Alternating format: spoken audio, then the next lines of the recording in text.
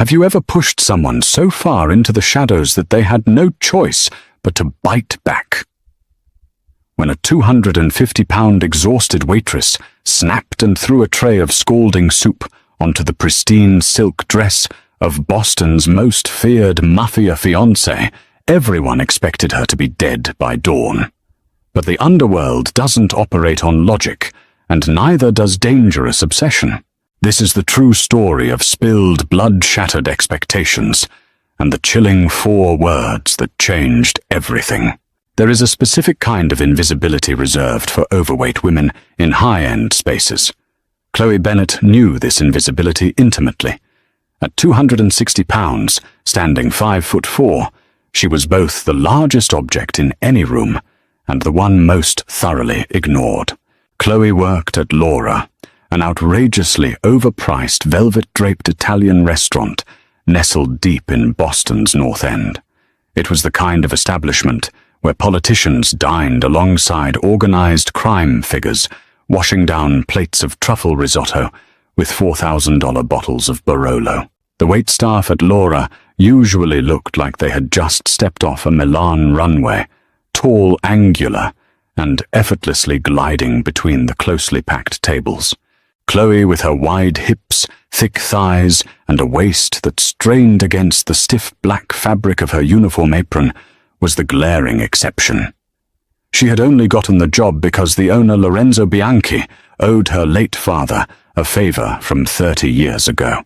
Every shift was a physical and psychological marathon. The inner chafing of her thighs, the dull, throbbing ache in her lower back, the way her swollen feet screamed inside her cheap, non-slip orthopedic shoes. It was a symphony of discomfort. But the physical pain paled in comparison to the quiet indignities. The eye rolls from the maitre d' when she had to squeeze past him in the narrow kitchen corridor. The snapping fingers of wealthy patrons who treated her like a slow-moving piece of furniture. The cruel, whispered jokes from the younger, thinner waitresses in the break room. Chloe swallowed it all. She had rent to pay on a dilapidated apartment in Quincy, crippling medical debt left behind by her mother, and absolutely no safety net. She couldn't afford pride, until the night Dominic Costello walked in. Anyone who read the Boston Globe knew the Costello name. They controlled the ports, the illegal gambling rings running out of Southie, and had their hands deep in the city's real estate development. Dominic was the newly crowned head of the family, having taken over after his uncle's sudden violent demise. He was 32, striking in a brutal, uncompromising way. He had sharp, hawkish features, eyes the color of dark slate, and an aura of absolute authority that sucked the oxygen out of the room. When Dominic moved, the world stopped and watched. But Chloe's attention wasn't on Dominic. It was on the woman draped over his arm, Vivian Kensington. Vivian was the daughter of a corrupt state senator, a strategic alliance disguised as a romance. She was a walking embodiment of everything Chloe was not. Vivian was rail-thin, with razor-sharp cheekbones, platinum blonde hair, and a bespoke emerald-green silk slip dress that clung to her fragile frame like a second skin. She moved with the arrogant entitlement of someone who had never been told no in her entire life. Vivian thrived on superiority. She breathed it in like oxygen. As Lorenzo frantically cleared out the VIP section to accommodate the Costello entourage, a ripple of panic tore through the kitchen. The head waitress, a stunning brunette named Sophia, was hyperventilating in the bathroom, terrified of messing up the order for the cartel boss. Lorenzo, sweating profusely, grabbed Chloe by the arm. "You—" Lorenzo hissed his fingers, digging into Chloe's thick bicep. "You serve them. You keep your head down, you don't speak unless spoken to, and you get the order right.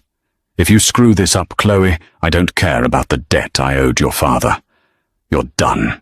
Chloe felt a cold spike of dread in her stomach. She wiped her clammy hands on her apron, her chest heaving slightly. "Mr. Bianchi, Vivian Kensington hates me. She was here last month and complained that I was ruining the aesthetic of her meal. "I don't care," Lorenzo snapped. "Go." Carrying a silver tray with crystal water goblets, Chloe made her way to the VIP section. The table was surrounded by 4 massive bodyguards, men whose tailored suits bulged unnaturally at the ribs. Dominic sat at the head of the table, scrolling casually through his phone, looking entirely bored. Vivian was leaning into him, trailing a manicured finger down his lapel, speaking in a high, breathy voice. "Good evening," Chloe murmured, keeping her eyes glued to the white linen tablecloth as she carefully placed a goblet in front of Dominic. "Welcome to Laura." Vivian stopped mid-sentence. Her cold blue eyes snapped up, raking over Chloe's heavy frame. A cruel, razor-thin smile curled her lips. Oh, God. Lorenzo really needs to lower his hiring standards. "Dominic, darling, look. It's the Michelin Man." A few of the bodyguards chuckled darkly. Chloe felt the blood rush to her cheeks, a hot, humiliating flush that burned all the way to the tips of her ears. She kept her head down desperately, trying to pour the ice water without her hands shaking. Dominic didn't laugh. He slowly raised his eyes from his phone, his slate-grey gaze locking onto Chloe. For a terrifying second, Chloe felt entirely exposed, as if he could see right through the cheap polyester of her uniform, past the thick layers of fat she used as armor, straight into her terrified, exhausted soul. He didn't say a word. He just watched her. "Are you deaf or just slow?" Vivian snapped her voice, cutting through the heavy silence. "I asked for sparkling water with a twist of lemon, not this tap garbage. God, do you spend all your time eating in the back instead of learning how to do your job?" "I apologize, miss," Chloe said softly, her voice trembling. "I'll get that for you right away." "Don't bother," Vivian sneered. She deliberately knocked her elbow against the table, sending the heavy crystal goblet toppling over. Ice water spilled across the pristine tablecloth, cascading over the edge and splashing directly onto Chloe's black shoes and thick black tights. "Oops," Vivian said, her tone dripping with venom. "Clean that up, and try not to crush the table when you bend over." Chloe stood frozen, the icy water seeping through her shoes. The entire restaurant seemed to have gone dead silent. She looked down at the puddle, then up at Vivian's triumphant, vicious face. She had spent her entire life swallowing her anger, compressing her dignity to make room for other people's cruelty. But tonight, something deep inside the heavy, exhausted waitress began to crack. The silence in the VIP section was deafening. Chloe could feel the eyes of the bodyguards on her, heavy and expectant. She could feel Lorenzo panicking from across the dining room. And most intensely, she could feel Dominic Costello's gaze, unblinking and entirely unreadable. Mechanically, Chloe grabbed the thick cloth napkins from her apron and knelt down on the hard wood floor. Her bad knee popped loudly, a sound that elicited another sharp giggle from Vivian. Chloe dabbed at the spilled water, her hands moving numbly. "Make sure you get it all," Vivian purred, leaning over so her blonde hair almost brushed the table. "You missed a spot right by my shoe. Or is your stomach in the way so you can't see it?" Chloe closed her eyes. "Just breathe," she told herself. "Just clean it up and walk away. You need this job. You need the money." She finished wiping the floor, gathered the wet napkins, and stood up, her thighs burning from the effort. "I will bring your appetizers out shortly," Chloe said, her voice completely hollow. The first course went by in agonizing tension. Chloe brought out the antipasto, the burrata, the thinly sliced prosciutto. Every time she approached the table, Vivian found a new way to torment her. She complained the plates were too heavy for Chloe to carry without sweating. She loudly asked Dominic if he thought obesity was contagious.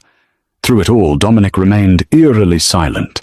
He ate his food methodically, sipping his whiskey, his eyes tracking Chloe's movements with a predatory stillness. He wasn't joining in on Vivian's cruelty, but he wasn't stopping it either. To Chloe, his silence was an endorsement. The breaking point arrived with the main course. Chloe was carrying a massive, heavy tray, balanced on her shoulder, loaded with a steaming bowl of lobster linguine, a plate of veal scallopini, and a side of roasted asparagus, drenched in garlic butter. Her shoulder screamed in protest under the weight her back muscles locking up. As she approached the table, Vivian was mid-rant about a socialite she hated. Chloe stepped up to the side of the table, carefully lowering the heavy tray to the serving stand. "Excuse me," Chloe murmured, reaching out to place the veal in front of Dominic. Vivian suddenly shifted in her chair, extending her long, stiletto-clad leg directly into Chloe's path. It wasn't an accident. Chloe felt the sharp point of the heel hook around her thick ankle. She tried to catch her balance, but her momentum was already forward. With a sickening lurch, Chloe stumbled. The heavy ceramic plate of veal scallopini tipped, slipping from her grasp. She managed to catch it before it hit the floor, but the hot, buttery sauce splashed violently over the edge, landing directly on the hem of Vivian's emerald green silk dress. Vivian shrieked. It was a piercing, glass-shattering sound. She leaped up from her chair, staring at the greasy stain ruining the $4,000 silk. "You stupid fat cow!" Vivian screamed, her face contorting with absolute rage. "Look at what you did. Look at my dress. I'm sorry you tripped me." Chloe started her heart, pounding a frantic rhythm against her ribs. "I tripped you. You clumsy, massive whale, you tripped over your own disgusting feet." Vivian lunged forward. Before Chloe could even process the movement, Vivian's hand cracked across Chloe's face. The slap echoed through the hushed restaurant like a gunshot. Chloe's head snapped to the side. A sharp, stinging heat bloomed across her cheek. The metallic taste of blood flooded her mouth, where her teeth had bitten into the soft tissue of her inner cheek. For 3 seconds, the world stopped turning. Lorenzo gasped from the bar. The bodyguards tensed their hands, dropping to their suit jackets. Dominic slowly set down his fork, his slate eyes narrowing into dark slits. Vivian stood there, chest heaving, a cruel, satisfied smirk returning to her lips. "Get out of my sight. Go get the manager. You are fired, you disgusting—" Something snapped. It wasn't a metaphor. Chloe literally heard a popping sound in her mind, like a thick cable snapping under immense pressure. Decades of being mocked, of being invisible, of starving herself on fad diets, only to gain it all back, of being treated like a subhuman creature because she took up too much space. It all rushed to the surface in a blinding wave of pure, unadulterated fury. Chloe didn't cry. She didn't run away. Instead, her large, heavy hand shot out with terrifying speed. She grabbed a fistful of Vivian's pristine blonde hair, ripping the woman backward. Vivian let out a strangled, terrified gasp. With her other hand, Chloe grabbed the silver tureen of leftover garlic butter sauce that sat on the serving tray. Without a second's hesitation, Chloe dumped the entire container over Vivian's head. The warm, greasy, garlic-scented oil cascaded down Vivian's platinum hair, smearing her flawless makeup and soaking into the bodice of her ruined silk dress. "Ah!" Vivian shrieked, flailing wildly, her manicured nails clawing at the air. "I'm done being your punching bag." Chloe snarled her voice, a low, terrifying growl that she didn't even recognize as her own. Because of her weight, she had tremendous leverage and physical power. She shoved Vivian backward. Vivian's stilettos slipped on the buttery floor, and the Mafia boss's fiancée crashed hard onto the floor, taking a chair down with her in a tangle of limbs and greasy silk. Chaos erupted. The 4 bodyguards instantly drew their weapons. The terrifying sound of metal sliding against metal filled the dining room as 4 handguns were leveled directly at Chloe's chest. Waitresses screamed. Patrons dove under their tables. Chloe stood frozen, breathing heavily, her chest heaving against her tight apron. The butter dripped from her hands. She looked at the guns pointed at her, and a strange, detached calm washed over her. Well, she thought numbly, "This is it. I'm going to die. Vivian, sobbing hysterically on the floor, wiped grease from her eyes. "Kill her!" she shrieked, pointing a trembling, buttery finger at Chloe. "Shoot that fat bitch right now." The lead bodyguard clicked off his safety. "Stand down." The voice was low, gravelly, and commanded absolute obedience. Dominic Costello stood up. He didn't rush. He didn't pull a weapon. He casually buttoned his suit jacket, his eyes locked onto Chloe. He didn't look angry. He didn't look offended. To Chloe's absolute horror and confusion, Dominic Costello looked fascinated. "Dominic!" Vivian wailed from the floor, sounding like a spoiled child. "Look at me. Look at what she did. Tell Matteo to shoot her." Dominic didn't even glance down at his fiancée. He kept his eyes on Chloe, tracking the defiant, terrified fire in her eyes, the heavy rise and fall of her chest, the red handprint glowing fiercely on her pale cheek. "I said stand down," Dominic repeated, his voice dangerously soft. Instantly the bodyguards lowered their weapons, though they kept their hands on the grips. Dominic slowly walked around the table, his expensive leather shoes crunching on spilled ice. He stopped just 2 feet away from Chloe. He was incredibly tall, forcing Chloe to tilt her head up to meet his gaze. Up close, the danger radiating off him was palpable. He smelled of expensive cedar cologne, whiskey, and gunpowder. He raised a hand. Chloe flinched, bracing for the blow, shutting her eyes tight. But the blow never came. Instead, she felt the rough pad of his thumb gently brush against the corner of her mouth, wiping away a tiny drop of blood where her lip had split. His touch was electric, burning against her skin. Chloe's eyes flew open in shock. Dominic stared into her eyes, a dark, predatory smirk tugging at the corner of his lips. "Go home," he whispered softly, his voice meant only for her. "What?" Chloe breathed, trembling violently. "Get out the back door before I change my mind. Run." Chloe didn't need to be told twice. She turned and bolted toward the kitchen, her heavy footsteps thudding against the floorboards, leaving the most powerful man in Boston staring after her with a look of intense, burning curiosity. The rain in Boston that night was torrential, washing the streets in a cold, unforgiving downpour. Chloe didn't take the bus. She walked the 3 miles back to her cramped apartment in Quincy, her uniform soaked through to the skin, her heavy shoes squelching with every step. She was numb. The adrenaline had worn off, leaving behind a cold, crushing reality. She had just assaulted Vivian Kensington.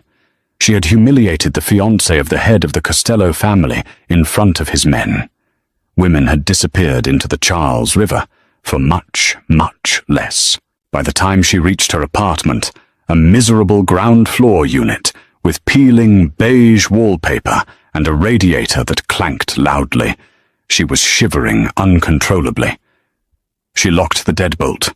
Then she dragged the heavy wooden dresser in front of the door. Her phone had been buzzing constantly. 6 voicemails from Lorenzo Bianchi. She didn't need to listen to them to know she was fired, blacklisted, and entirely on her own.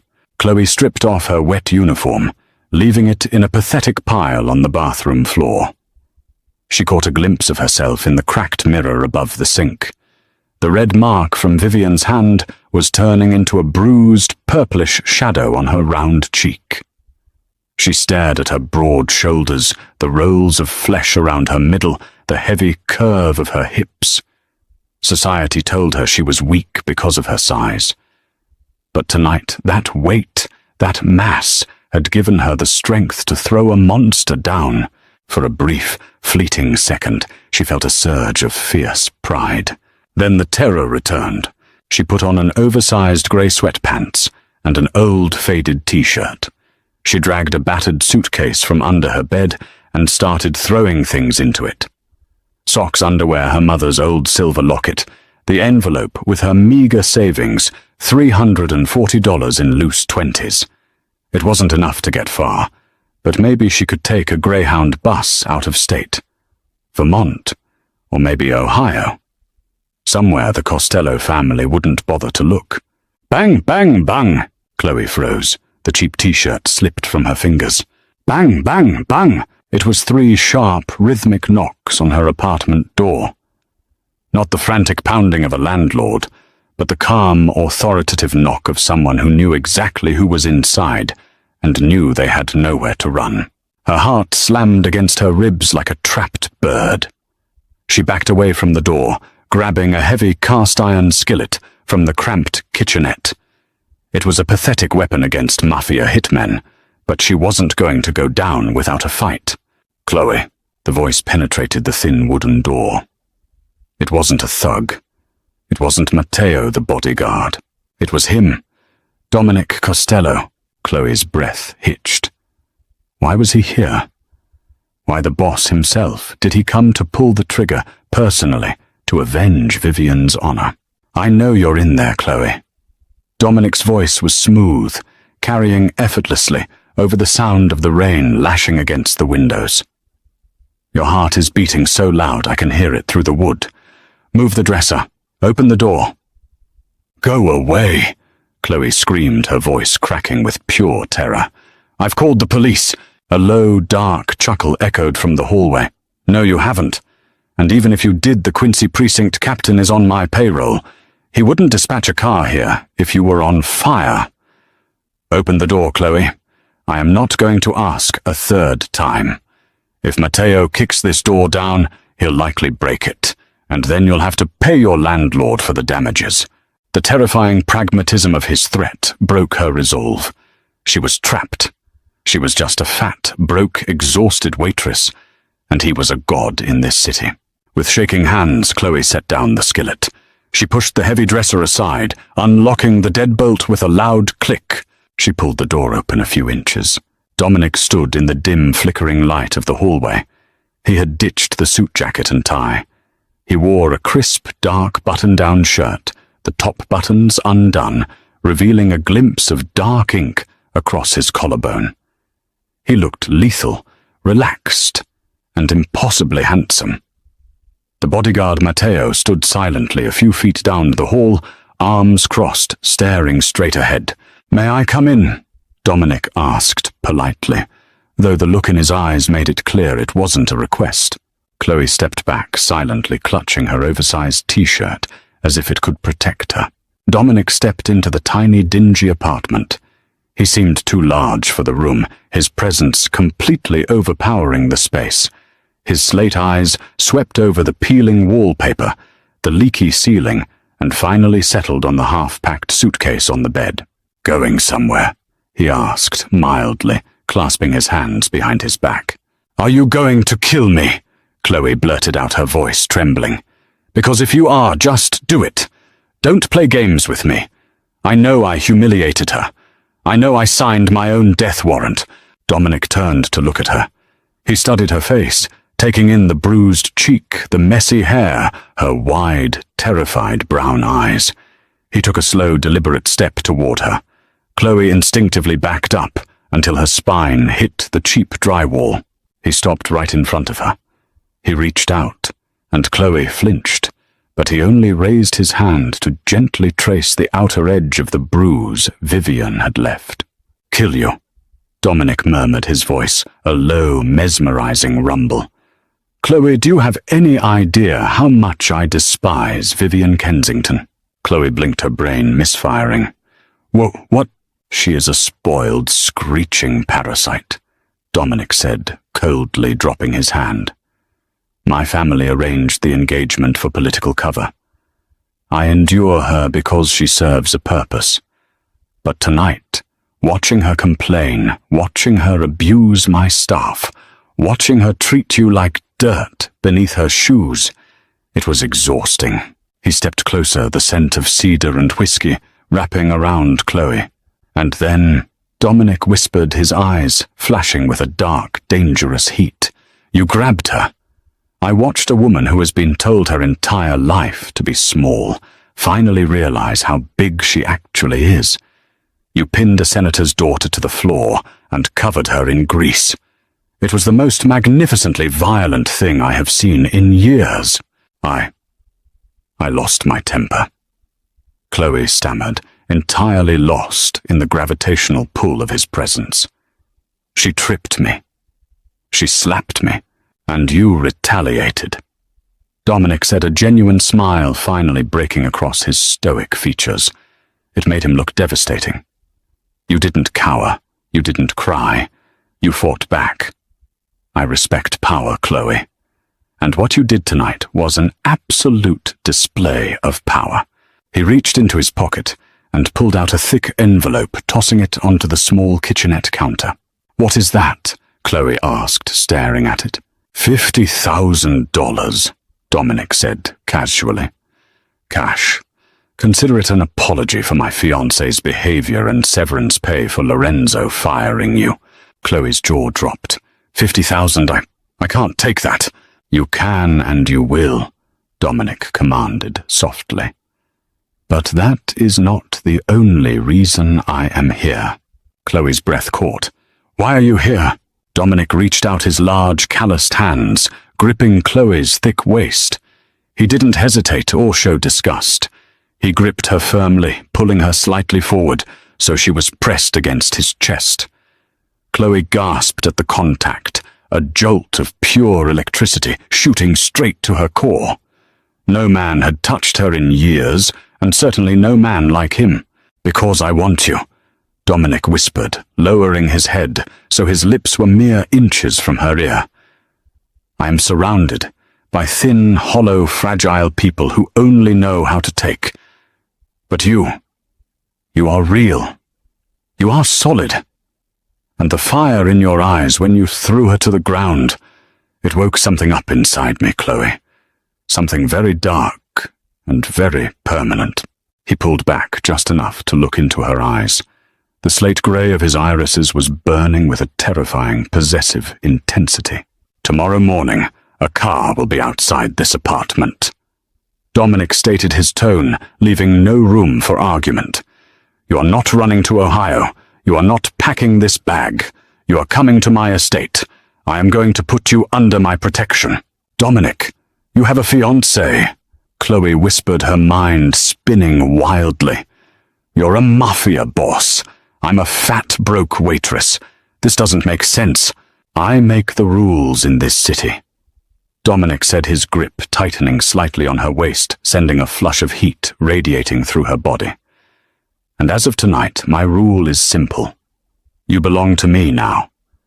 And if Vivian or anyone else in this city ever tries to touch you again... He leaned in, his lips brushing softly against the bruise on her cheek, making Chloe shiver violently.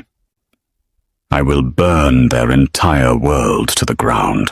The black Cadillac Escalade sat idling outside Chloe's Quincy apartment exactly at 7 a.m., its tinted windows gleaming under the pale morning sun.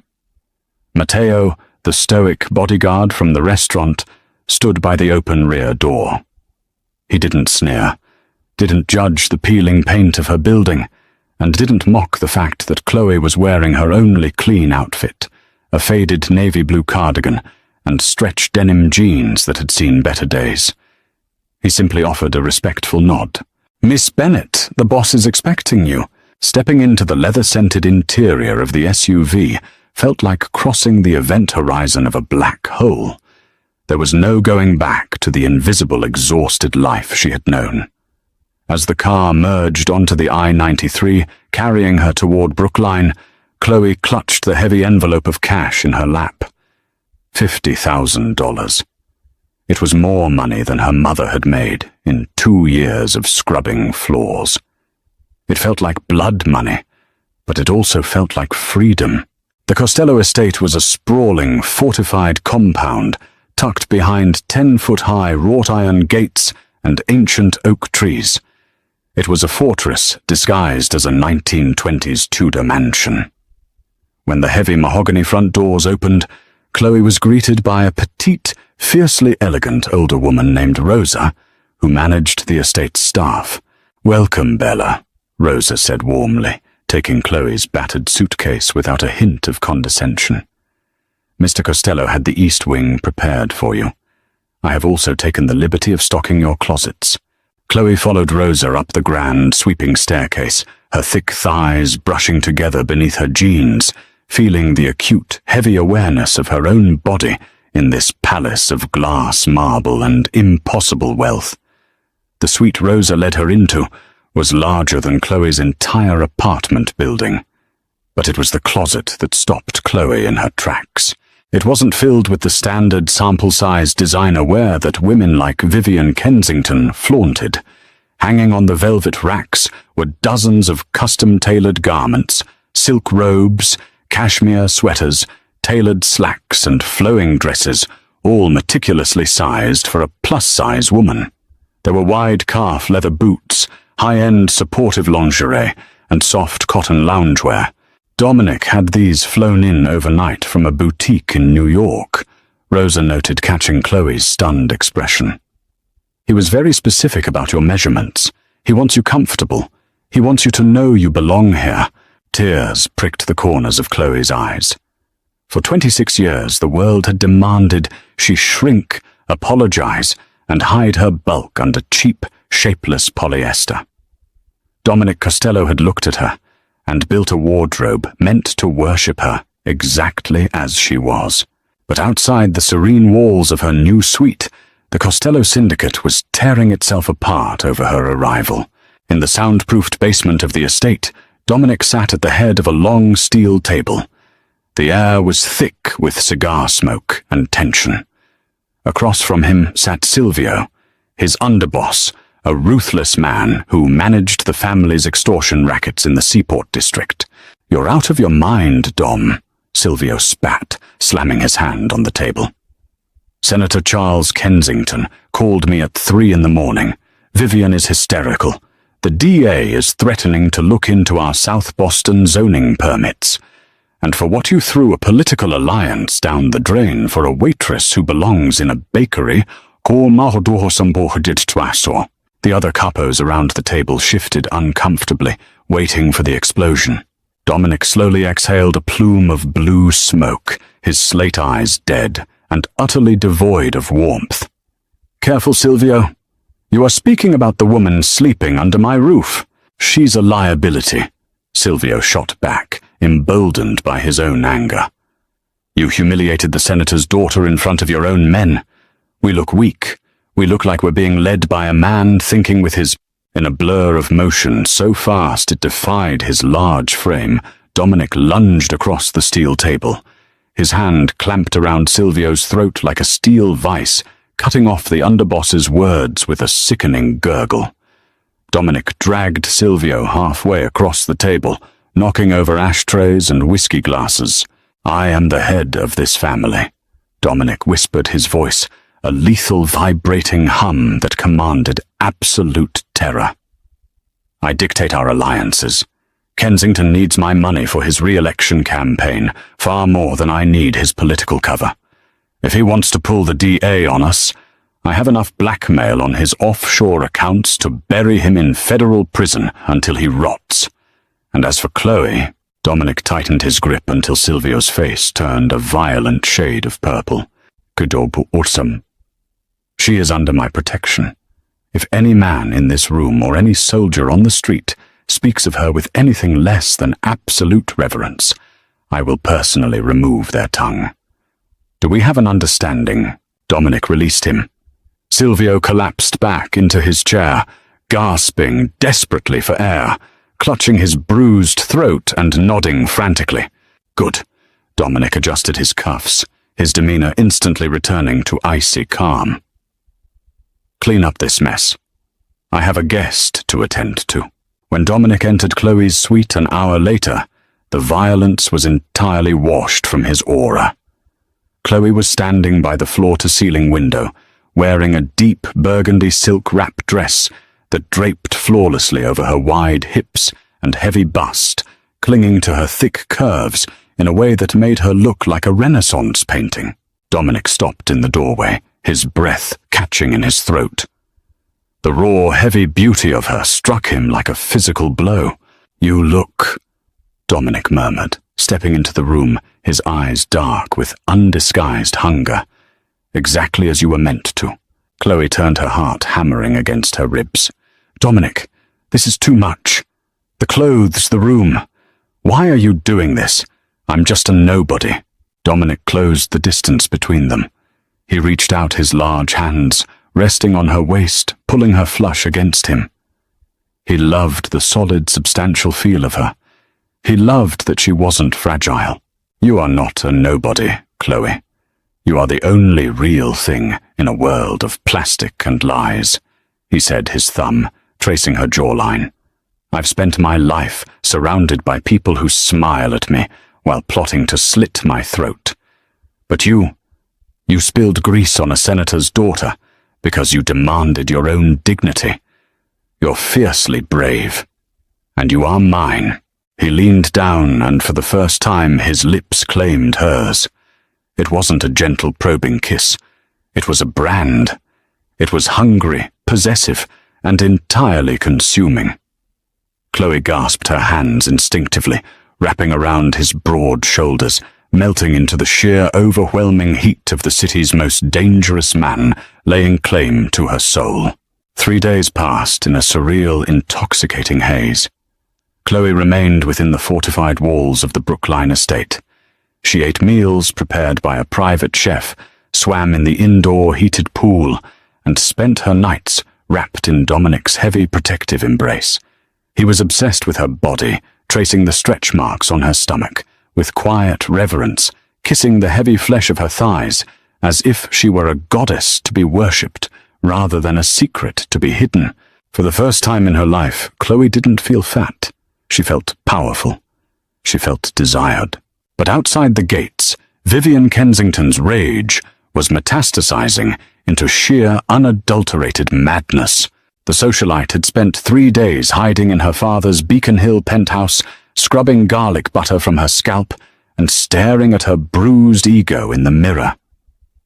Dominic had completely cut her off, ignoring her calls and barring her from his properties. The humiliation of being cast aside for a 260-pound penniless waitress was a poison eating her alive. Vivian didn't just want Chloe gone, she wanted her destroyed. On Thursday afternoon, Dominic had to travel to the shipping ports in East Boston to personally oversee an incoming shipment of untraceable firearms. He took Matteo and a heavy detail with him, leaving the estate relatively quiet. He had assured Chloe she was perfectly safe, guarded by the perimeter security. But a fortress is only as strong as its weakest guard. Russo was a mid-level security man on Dominic's payroll who had a crippling gambling debt. Vivian had found out about it. A wire transfer of $100,000 from a shell account was all it took for Russo to conveniently disable the cameras in the East Wing solarium and leave the garden terrace door unlocked. Chloe was sitting in the sunlit solarium reading a novel and enjoying a cup of chamomile tea, wearing a soft emerald green lounge set. She felt peaceful. The heavy glass doors slid open with a soft whoosh. Chloe looked up, expecting to see Rosa. Instead, the blood drained entirely from her face. Vivian Kensington stood in the doorway. She was flanked by a massive, heavily tattooed enforcer named Lenny, a freelance thug known in the underground for doing the dirty work the established families refused to touch. Vivian was dressed in a sharp black trench coat, her platinum hair pulled back tight, her blue eyes wide and manic. "Well, well, well," Vivian sneered, stepping into the room, her heels clicking sharply against the marble floor. "Look at the pig in her new pen." Chloe stood up instantly, her heart rocketing into her throat. Her mind raced. Where were the guards? Where was Rosa? "How did you get in here?" Chloe demanded, forcing her voice to remain steady, despite the terror icing her veins. "Money opens every door in this city, sweetheart," Vivian mocked, slowly walking around the perimeter of the room, looking at the plush furniture with disgust. "Did you really think you could humiliate me, steal my fiancé, and just hide in this house, eating bonbons? Dominic isn't yours," Chloe said, her hands balling into fists at her sides. The timid, broken waitress from Laura was dead. Dominic had resurrected someone much stronger. "He threw you out. Leave Vivian before he comes back. You know what he'll do to you." Vivian's face contorted with ugly, visceral hatred. "He's under a spell. It's a sick temporary fetish, you disgusting whale. Once I get rid of you, he'll remember where his true loyalties lie. Lenny." The massive thug stepped forward, pulling a heavy, suppressed pistol from his jacket. He pointed it directly at Chloe's chest. "Take her to the cliffside at the quarry," Vivian ordered coldly. "Make sure it looks like she slipped. Fat people are clumsy, after all." Lenny grinned, revealing stained teeth, and stepped toward Chloe. "Come quietly, big girl. Don't make me drag you." Adrenaline pure and sharp as shattered glass flooded Chloe's system. She was cornered. She had no weapon. But as Lenny reached out to grab her arm, Chloe remembered what she had learned at the restaurant. Her weight was not a weakness. It was physics. It was momentum. As Lenny's hand clamped onto her bicep, Chloe didn't pull away. Instead, she threw her entire 260-pound frame forward, directly into him. Lenny, expecting resistance and a tug of war, was caught completely off guard by the massive sudden shift in gravity. Chloe rammed her heavy shoulder directly into his chest. The impact was brutal. Lenny gasped as all the air was forced from his lungs, his boots slipping on the slick marble. They crashed to the floor together. The suppressed pistol clattered out of Lenny's hand, sliding across the room. "Get the gun!" Vivian shrieked, panicking as her hired muscle went down under Chloe's bulk. Chloe scrambled, pinning Lenny's arm with her thick knee, her weight rendering him temporarily immobile. She lunged for a heavy, solid bronze statue of a greyhound resting on the coffee table. As Lenny bucked his hips, trying to throw her off, Chloe brought the heavy bronze statue down hard in a sweeping arc, smashing it directly into the side of Lenny's skull. The thug groaned, his eyes rolling back in his head, and went limp beneath her. Panting heavily, Chloe pushed herself up off the unconscious man. She turned to look at Vivian. Vivian was frozen, her eyes darting from her downed enforcer to the suppressed pistol lying 10 feet away. She made a desperate dive for the weapon, but Chloe was closer. With a heavy thudding stomp, Chloe's custom leather boot slammed down directly onto Vivian's outstretched hand, trapping it against the marble floor, inches from the gun. Vivian screamed a shrill sound of pure agony, bones grinding under Chloe's weight. "I told you," Chloe said, her voice dark and breathless, her chest heaving as she stared down at the terrified socialite. "I am done being your punching bag." Suddenly, the heavy oak doors of the solarium burst open. Dominic Costello stood in the doorway. He was breathless, his tie discarded, a terrifying look of absolute murderous rage radiating from every pore of his body. Matteo and 3 other guards rushed in behind him, their assault rifles raised. Russo, the traitorous guard, was dragged into the room by the collar, his face beaten into a bloody pulp. Dominic had discovered the compromised security feed halfway to the docks and had driven his Escalade back at 90 miles an hour. Dominic took in the scene, the unconscious hitman on the floor, the blood, and Chloe standing tall and defiant, her heavy boot pinning Vivian Kensington to the marble. The tension in Dominic's shoulders instantly dissolved into a dark, fiercely proud smirk. "Matteo." Dominic said, his voice eerily calm as he walked toward Chloe. "Clear this trash out of my house." The guards dragged Lenny's unconscious body away.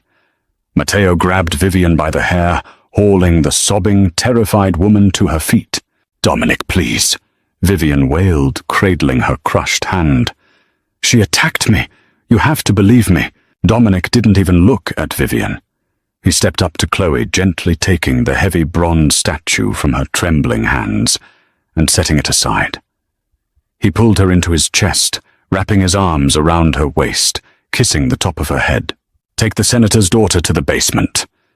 Dominic ordered over Chloe's shoulder, his tone plunging into freezing, unforgiving darkness. "Call her father. Tell him his political career is officially over. And tell him if he ever wants to see his precious daughter in one piece again, He will sign over the deed to the entire seaport development by midnight. Dominic, no! Vivian screamed as she was dragged backward into the hallway. When the doors closed, silence fell over the solarium. Chloe buried her face in Dominic's chest, the adrenaline finally crashing, leaving her shaking. "I have you," Dominic whispered fiercely, lifting her chin to look into her tear-filled eyes. "You protected yourself. You protected our home. No one will ever touch you again, Chloe. I swear it on my life." The fallout from Vivian's catastrophic breach of the Brookline estate was swift, clinical, and absolutely devastating. Dominic Costello did not deal in half measures. By midnight, Senator Charles Kensington was sitting in the soundproofed basement of the Costello compound. He was a man accustomed to power, usually holding court in velvet-lined chambers in Beacon Hill, but here, stripped of his security detail, and staring down the barrel of Mateo's gun, the senator looked remarkably small. He signed the deed to the billion-dollar seaport development without uttering a single word of protest. The offshore accounts, the bribes from the teachers' union, the illegal campaign contributions. Dominic laid the man's entire corrupt soul bare on a steel table. As for Vivian, there would be no grand Mafia execution. Dominic knew that death was too merciful for a narcissist. Instead, he systematically dismantled her reality. The senator, terrified of federal prison, publicly disowned her. Her credit cards were frozen, her trust fund seized under the guise of an IRS investigation Dominic had orchestrated with a dirty judge.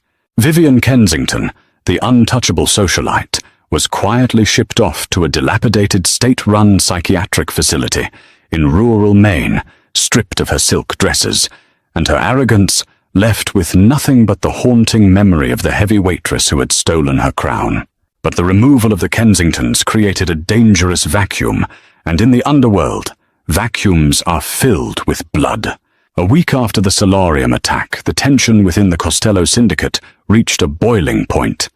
Silvio, the underboss, who had barely survived Dominic's wrath in the boardroom, saw an opportunity. With the Kensington political shield gone, Silvio believed the family was vulnerable. More importantly, he believed Dominic was weak, distracted by his bizarre obsession with Chloe. Silvio secretly reached out to Declan O'Connor, the vicious head of the Irish mob operating out of Charlestown. The deal was simple. Silvio would provide the access codes to the Brookline estate. Declan's hitters would wipe out Dominic and his inner circle, and Silvio would take the throne, giving the Irish the docks in Sorthia's payment. It was a flawless plan, executed on a rainy Tuesday night at 3 a.m. Chloe was awake. The psychological toll of the past few weeks had left her with bouts of insomnia. She slipped out of the heavy tangled sheets of Dominic's massive California king bed, careful not to wake him. She wrapped a thick velvet robe around her soft, heavy curves and walked quietly down the hall toward the kitchen to get a glass of water. As she passed the massive bay windows overlooking the sprawling back gardens, something caught her eye. The security floodlights, usually a blinding white, had been cut. The estate was submerged in an unnatural, inky blackness, but a flash of lightning illuminated the grounds for a fraction of a second. In that brief electric blue flash, Chloe saw them. 5 men dressed in tactical black, carrying suppressed submachine guns, moving silently across the wet lawn toward the terrace doors. Her breath caught in her throat. She didn't scream. She didn't freeze. The girl who used to cry in the restaurant bathroom was gone. Chloe turned and sprinted back down the hall, her heavy bare feet slapping quietly against the imported Persian runners. She burst into the master bedroom. "Dominic!"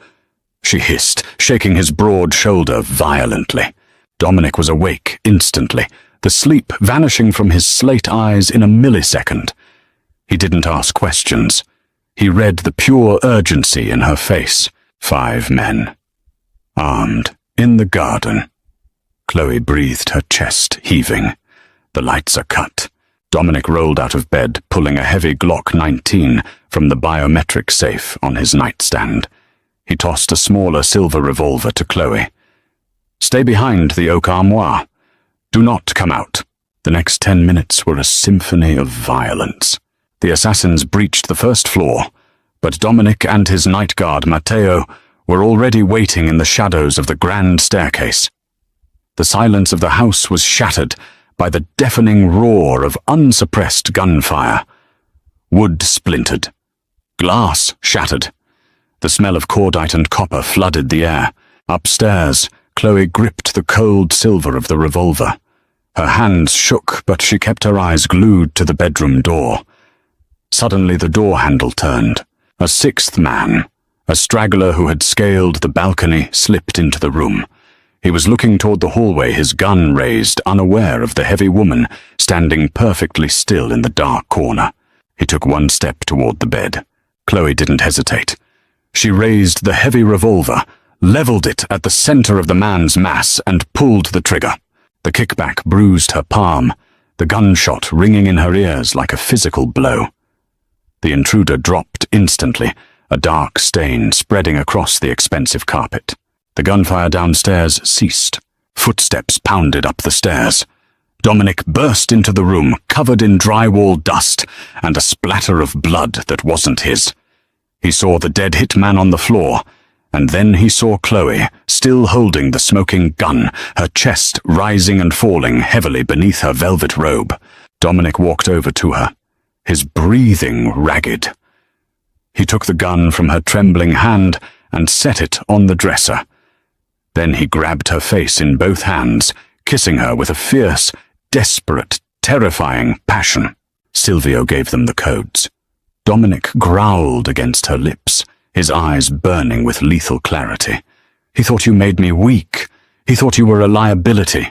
Dominic pulled back, looking at the dead man, then down at the magnificent, formidable woman in his arms. "You didn't just save my life tonight, Chloe," he whispered. "You solidified your place in this family. By sunrise, Silvio's head will be on a spike, and every capo in this city will know exactly who stands beside me." 6 months later, Boston's autumn air was crisp, swirling with dead leaves and the biting chill of the Atlantic. The city's criminal landscape had been entirely redrawn. Silvio's betrayal had been met with a purge so ruthless it made the front page of the Boston Globe for a week straight. Declan O'Connor was missing, presumed buried in the foundation of the new Seaport luxury condos. Dominic Costello's grip on the city was absolute titanium-clad and uncontested, and at the center of his dark empire sat Chloe. She had not shrunk. She had not gone on a desperate diet to fit into the narrow, shallow molds of the mob wives who gossiped in the salons of Back Bay. In fact, she had blossomed. She wore her size like armor, moving with a slow, deliberate majesty that demanded the room's attention. It was a Friday night, and a fleet of black SUVs pulled up to the curb in the North End. They were parked directly in front of Laura. The restaurant was exactly as Chloe remembered it. The velvet drapes, the crystal chandeliers, the suffocating scent of truffles, and expensive ego. But the dynamic had entirely inverted. When Dominic and Chloe stepped through the heavy glass doors, the entire restaurant went dead silent. Chloe wore a custom-tailored floor-length gown of midnight blue crushed velvet. The heavy fabric clung to her thick curves, accentuating her wide hips and heavy bust. A diamond necklace worth more than the entire restaurant rested against her collarbone. Dominic walked beside her, his hand resting possessively on the small of her thick back, his slate eyes daring anyone to breathe incorrectly in her presence. Lorenzo Bianchi, the owner who had treated her like a slow-witted pack mule, stood frozen at the maitre d' stand. The color completely drained from his face as he realized who was walking toward him. He looked at Chloe, the fat, exhausted waitress he had fired now, dripping in diamonds and flanked by the most dangerous men on the East Coast. Mr. Costello," Lorenzo stammered, wiping a bead of sweat from his forehead. "Miss Bennet, we didn't know you were coming. I can clear the VIP section immediately." Dominic didn't speak. He simply looked at Chloe, deferring the power entirely to her. Chloe stepped forward. She looked around the dining room. She saw Sophia, the head waitress, who used to mock her wait in the break room, staring in absolute, trembling horror. She saw the wealthy patrons who used to snap their fingers at her, now averting their eyes in fear. "We don't need a table, Lorenzo," Chloe said. Her voice was smooth, cultured, and carried a dangerous edge of authority that sent a shiver down the owner's spine. I don't understand," Lorenzo whispered. Dominic reached into his tailored suit jacket and pulled out a thick manila envelope. He tossed it casually onto the maitre d' stand. "That is the deed to this building, along with a full transfer of the business licenses." Dominic stated, his voice ringing through the silent room. "I bought the property this morning, and I just transferred all ownership to Chloe." Lorenzo's knees practically buckled. He grabbed the edge of the podium to keep from collapsing. "What?" "You work for me now, Lorenzo," Chloe said, stepping closer, her heavy presence entirely dominating the small man. "And there are going to be some changes." Sophia, the skinny head waitress, flinched as if she had been struck. Yes, Miss Bennet, you're fired," Chloe said calmly. "Clean out your locker, and Lorenzo gulped, nodding frantically. "You're going to order new uniforms, something comfortable, something that breathes. And if I ever hear a whisper of a staff member being mocked for their weight, their background, or their struggles under my roof, I won't just fire you." Chloe leaned in her brown eyes, cold and unyielding. "I will let my fiancé deal with you. Do we have an understanding?" "Yes, Miss Bennet, absolutely. Thank you, Miss Bennet," Lorenzo babbled, bowing his head in pure submission. Chloe turned away from him, feeling a profound, heavy weight lift from her chest. The ghosts of her past humiliations evaporated into the truffle-scented air. She looked up at Dominic. The ruthless Mafia boss was gazing down at her with a look of absolute worship, a dark, proud smile curling his lips. He offered her his arm. She took it, her thick fingers resting against his solid muscle. They walked out of Laura together, leaving the terrified staff in their wake. They stepped out into the cold Boston night, untouchable and supreme. Chloe Bennet was no longer invisible. She was the heaviest, most beautiful, and most lethal queen the city had ever seen, and she would never, ever be pushed to the shadows again. If you were captivated by Chloe's transformation from an exhausted, bullied waitress into the untouchable queen of Boston's underworld, don't keep this thrilling ride to yourself. Hit that like button to show your support for raw, unapologetic revenge stories. Share this video with anyone who loves a dark, twisting mafia romance where the underdog finally gets the crown.